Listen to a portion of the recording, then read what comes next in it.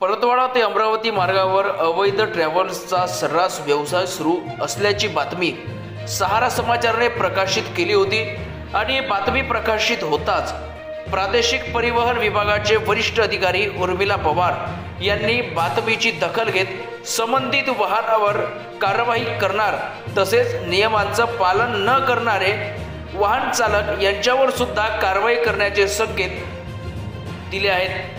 वेळ पडली तर गाडी सुद्धा जप्त करणार असे मत व्यक्त केले। सहारा समाचारने न्यूज प्रकाशित केल्यावर प्रादेशिक परिवहन विभागाचे वरिष्ठ अधिकारी उर्मिला पवार यांनी काय वक्तव्य केलं हे बघूया। आणि सहारा समाचार म्हटलं तर इनफॅक्ट हा बातमीचा होतोच। शहरात ज्या अमरावती जिल्ह्यामध्ये बिना परमिटच्या ट्रॅव्हल्स धावत आहे यावर काय कारवाई करणार?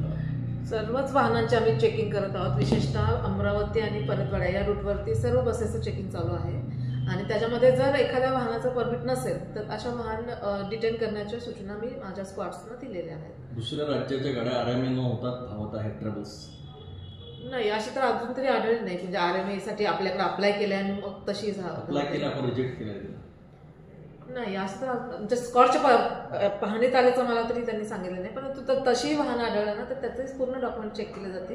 जर त्याने FT RMA साठी कसं दोन प्रकार आहे त्यामध्ये, पहिल्यांदा FT सादर केलं जातं म्हणजे तो डिक्लेअर करतो की स्टेटमध्ये वाहन आणलंय म्हणून, तर त्यावेळेस मग त्याचं चेकिंग केलं जातं आणि जर ओके असेल तर मग पुढे RMA ची प्रोसेस केली जाते। FT असेल आणि त्याचा टॅक्स भरून असेल आणि त्याने TP वगैरे काढले असेल तर तो चालू शकतो त्या केसमध्ये। बिना परमिटच्या जर वाहनामध्ये अपघात झाला त्याच्यामध्ये जर यात्रींचे प्राण गेले त्याला जबाबदार कोण राहील? हे बघा, ती गोष्ट पुढची गोष्ट आहे ना, तुम्ही मला ते आताच विचारू शकत नाही। परंतु सगळ्याच वाहनांवरती आम्ही कारवाई करतो। आता एवढ्या कमी मॅनपॉवरमध्ये सगळीकडे ॲट अ टाइम सगळीकडे तर प्रेझेंट राहू शकणार नाही। त्यामुळे एकतर वाहन मालकांची स्वतःची जबाबदारी आहे की वाहनाचे योग्य डॉक्युमेंट्स वैध असतील तरच त्यांनी ते वाहन रस्त्यावर आणायचं। अमरावती परतवाडा मार्गावर कारवाईचे काय निर्देश दिले आपण अधिकाऱ्यांना?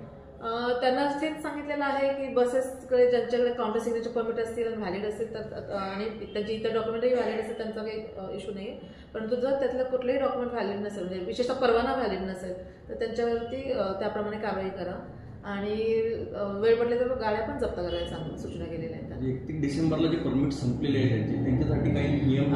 31 डिसेंबरला त्यांनी काहींनी अप्लाय केलेलं आहे रिन्युअलला।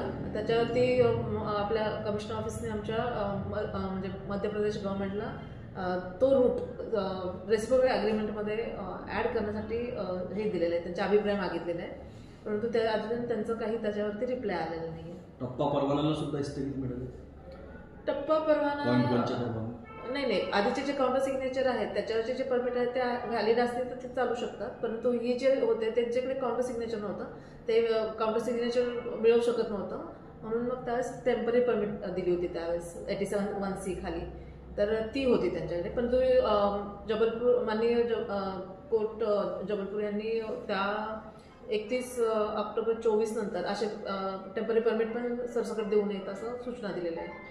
त्याच्यामुळे त्यांना आता दिलेलं नाही, परंतु त्यांचं ज्यावेळेस ॲप्लिकेशन केलं आपल्या लोकांनी त्यावेळेस त्यांचा अभिप्राय मागितलेला आहे। शेवटचा प्रश्न, ज्या अमरावती मार्गावर वेलकम पॉईंटला ज्या बसेस येतात त्याच्यावर लगेच येते मोठ्या प्रमाणामध्ये, अशा वाहनांवर पण आम्ही कारवाई करण्याची सूचना देते मी। आजपासून आमची कारवाई सुरू होऊन जाईल त्याच्यामध्ये। सकाळी 4 वाजता ते वाहन येतात? ठीक आहे, करतील ना त्यावेळेस, हेच विषय आहे।